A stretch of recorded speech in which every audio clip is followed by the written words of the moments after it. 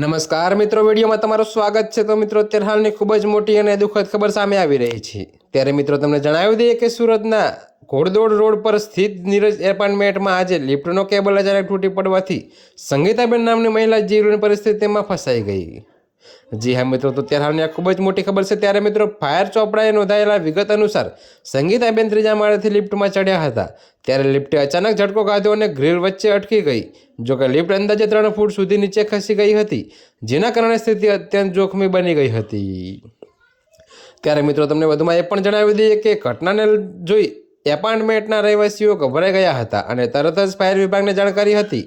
તો લિફ્ટનો કેબલ તૂટ્યો અને જાણ મળતા જ ફાયર બ્રિગેડની ટીમ તાત્કાલિક સ્થળ પર દોડી આવી હતી।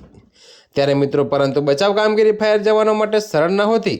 પ્રથમ લિફ્ટના ઉપરના ભાગમાં મજબૂત સપોર્ટ શોધીને દોરડો બાંધવામાં આવ્યો, જેથી લિફ્ટ વધુ નીચે ન ખસી પડે। ત્યારબાદ જવાનો દોરડાના સહારે નીચે ઉતરી મહિલાની પાસે પહોંચ્યા। જોકે મિત્રો, લિફ્ટને સંપૂર્ણપણે રીતે સ્થિર કરાયા બાદ સંગીતાબેનને સુરક્ષિત રીતે બહાર કાઢી લેવાયા।